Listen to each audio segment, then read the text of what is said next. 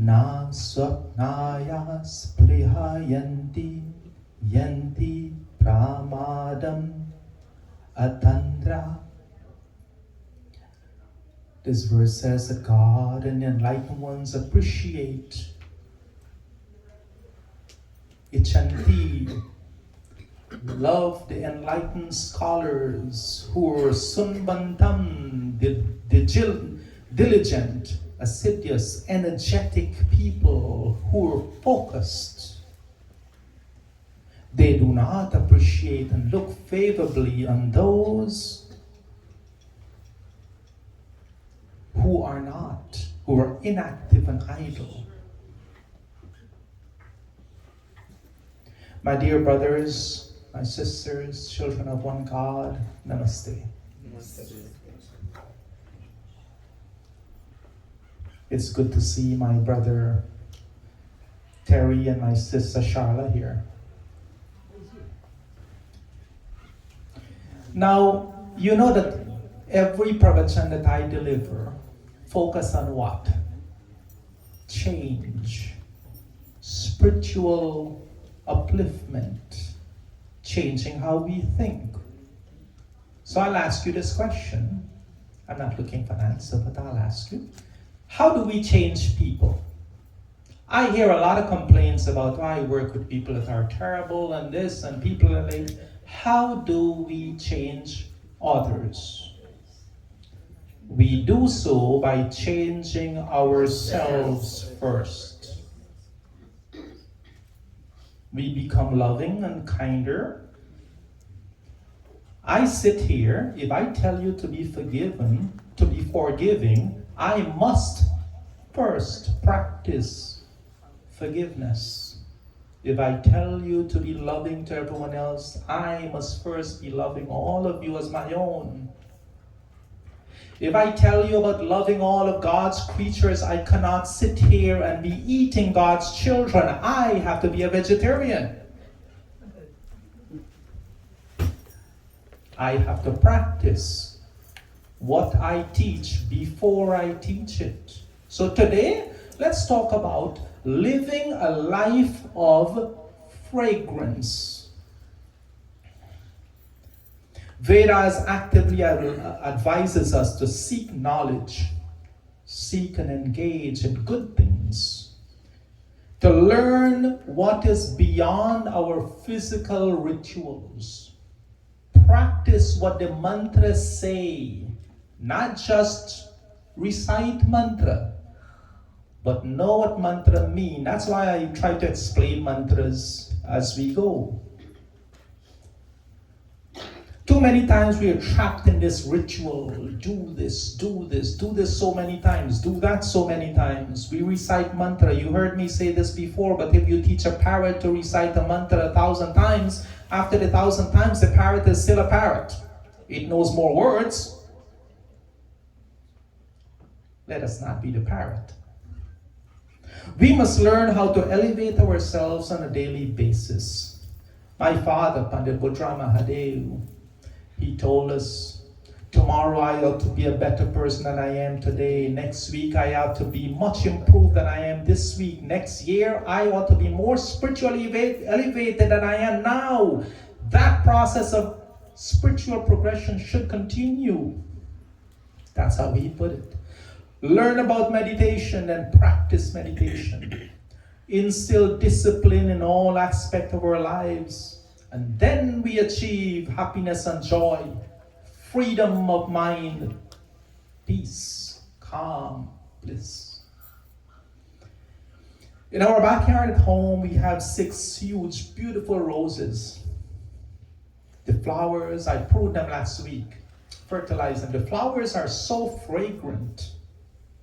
The entire neighborhood smells. They're huge bushes. The entire neighborhood smells when they bloom. I'm spoiled. I'm used to having roses that have such beautiful fragrance. So every once in a while you see a rose someplace and I'd go up and sniff it, expecting that exhilarating, dizzying sensory feeling. And sometimes I'm so disappointed because the rose looks so beautiful, but it's got no fragrance. I'm sure many of you do this too. Sad to say that yes, we do have people among us in the same way. They look good, they keep themselves dressing well, clean, sharp looking, but they lack a beautiful, fragrant personality. They have no inner charm, no sense of kindness, compassion, love, patience, tolerance, and caring. They're lacking in those inherently divine virtues. So why am I disappointed? Because my expectations are quite high. I've been spoiled by my own roses. I'm used to being around roses that smell really good. So every time I see roses, I expect them to be fragrant. Every time we see people and we meet people, we expect them to be loving and kind and compassionate and all of those good things. You see, my mind rose should always be fragrant. And yes, roses have thorns. What do I mean by that? See, because a rose is delicate, beautiful, fragrant, doesn't mean it has to be defenseless. I've always told people this: don't you dare mistake my peaceness for a weakness. We are not weak. We should teach all our girls, all our children how to defend themselves, because we live in a world that if you lay down and let you let others walk upon you, they will. We live in that society. So being tender, being beautiful, being kind does not mean that we must be defenseless. A beautiful rose with no fragrance is like a person who dresses well on the outside and no sweetness of personality. We must examine ourselves. Are we one of those? We must ask the question.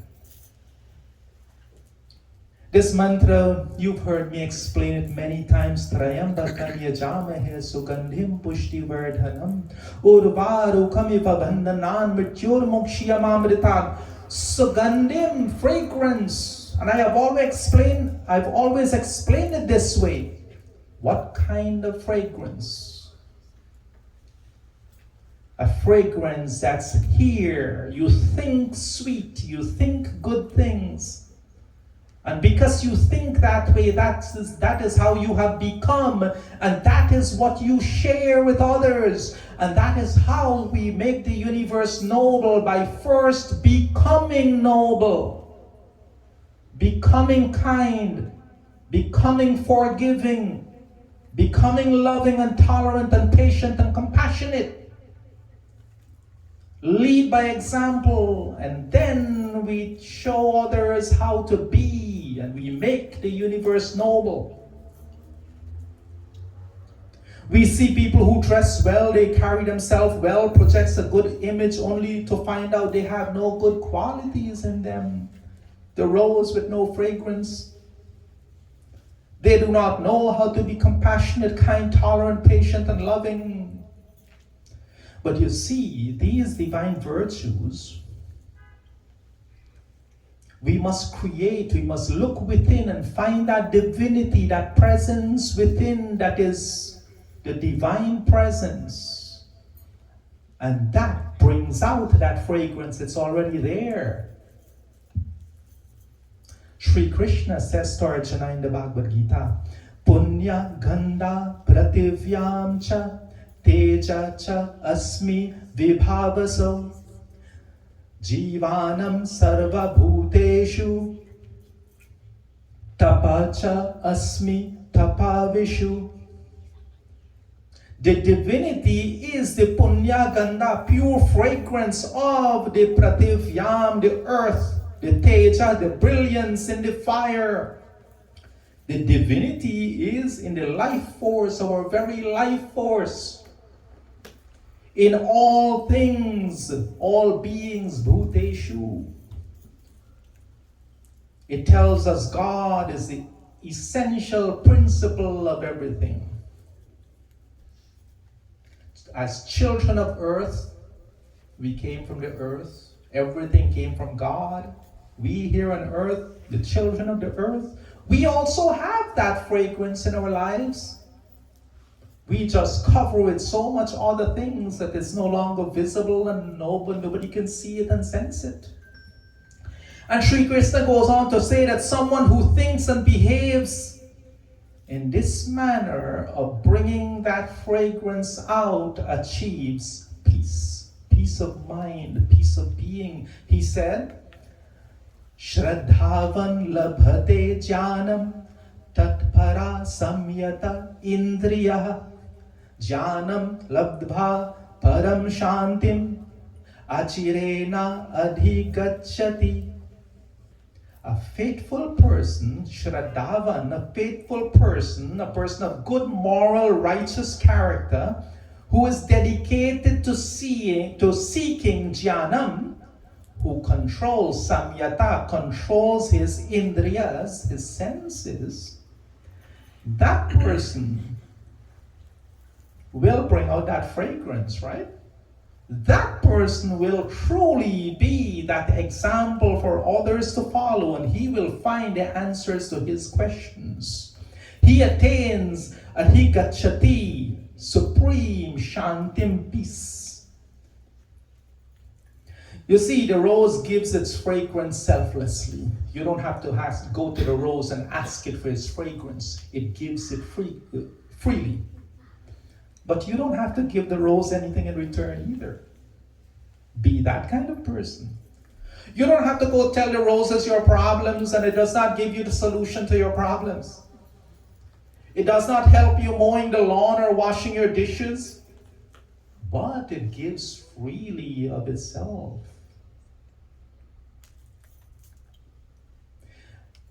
One of the Patanjali Yoga Sutra, threads of knowledge. Tapa swadhyaya ishvara prani dhanani kriya yoga. Beautifully tells how to develop this fragrant mind that we're talking about. It says yogic action has three components: discipline, establish discipline in our lives; self-study, elevating our thinking; and prani dhanani, dedication and application of that knowledge. Many of you heard me say this before. Acquiring the knowledge means nothing. Reading the book, okay, so you're knowledgeable. Have you applied the knowledge in your life? That is what makes you intelligent. Application of the knowledge. We all know people who are knowledgeable. Are they intelligent? Have they applied the knowledge? Many times not. This sutra brings awareness to the fact that we should be on that journey of establishing discipline every day in our lives. That's why in our Guru Purnima Vratyachna, we ask people that for 40 days, do one thing that establishes discipline in our lives. And Anu, you're going to come, right? Good. अगर साजिश का अंक जले और दुनिया को मीठी सुवास दे. Yes, join me. दीपक से उसका जीवन है जो दूजों को अपना प्रकाश दे, दूजों को अपना प्रकाश दे. धर्म है जिसका भगवत गीता भगवत जिसका भगवत गीता सेवा ही वेद पुराण है. वो सच्चा इंसान रे जिस धरती का भगवान है. नदिया नदिया कभी अपना कभी अपने पर, अपने तन धारण धारण था दूसरों करे जो गान. वो सच्चा मीठा भगवान है। नदिया नदिया कभी अपना जल, बेचन खाए कभी अपने खाए। When our body limbs give out fragrance, we make the world fragrance. Right? If you go around your friends and your co-worker and you show patience and you show tolerance and you show that goodness within you, that inherent goodness, divine goodness within yourself, people treat you differently. People look at you and they want to become like you. There's some inside motivation within them to be as you are, and that's how we change people. That's why to change others, we change ourselves first. We must be able to give selflessly of ourselves, to give positive vibrations, to give that positive feeling. When you walk into a room, people should see you and feel good about your very presence. When you walk into a room, people shouldn't feel like, wanted to run away from you. No, be not that person. And again, being that kind person, being that loving kind of person, being that patient and forgiving kind of person does not make you weak. Powerful life lesson. You can't just go and grab and crush a rose. It has thorns. You're kind and compassionate, but guess what? God gave you hands and knowledge to be able to defend yourself. Learn how to defend yourself in the society we live in. Anu, learn how to defend yourself. You should see my daughter Vashti, 108 pounds. She goes downstairs and she hits the heavy bag. You'd be afraid. This mantra from Swasti Vachanam, Om Sutramanam Pritavim Dhyamanehasam Susharmanam Aritim Supranitim Daivim Navam Swaritram Anagasam Asravantim Aruhema Swastaye. This mantra compares the knowledge contained in the Vedas to a boat. It says that this boat protects, it contains and protects you. It is flawless and solid. It gives you great pleasure. It possesses good things that can take you where you want to go. It is a vehicle of knowledge. It has built-in protection for all its passengers. Those who go in that boat enjoy its journey safely. The vehicle of Vedas is beyond comparison. It is indestructible, cannot be broken down, and offers safe guidance. It is free of any defects and holes, astravantim. It does not leak. In this analogy, the passenger is the soul in this journey, traveling to its destination. So here's another thing. Suppose someone keep themselves looking good, and yes, they spray perfume and cologne to smell good. But the secret to the fragrance, our fragrance, comes from within. Just like the rose does not get its fragrance from someplace else. Nobody went and sprayed the rose with something for it to smell good. The fragrance of the rose comes from within. My fellow souls, that fragrance we are talking about, that inherent divinity within you contains that fragrance. You don't have to look for it anywhere else. It comes from within. That kind of sweetness, the words that flows out of your mouth, make those words kind words. Make those words that other people see you and they hear you, they feel good about themselves. Don't be the kind of person that people shy away from because all you represent is hate and dislike and gossip. No, do not be that person. But here's the key, and Bhai Brahm, you know this. Like Ishopanishad says, when you understand that you're not separate from each other, when you understand that we are one, how can I hate and dislike you? That's like hating and disliking myself. When you fully understand that in the deeper recesses of your own mind, all hate, all dislike, all jealousy, all of those negative things disappear from your life.